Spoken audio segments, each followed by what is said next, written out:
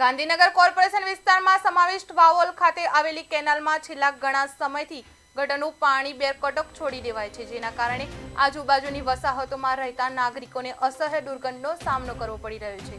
ગંદા પાણીના કારણે મચ્છરનો ઉપદ્રવ પણ વધી ગયો છે અને રોગચાળો ફેલાવાની સંભાવના ઊભી થઈ છે. વાવોલમાં આવેલી કેનાલની આસપાસ નવા ફ્લેટોનું નિર્માણ થઈ રહ્યું છે, જેમાં અનેક પરિવારો વસવાટ કરે છે.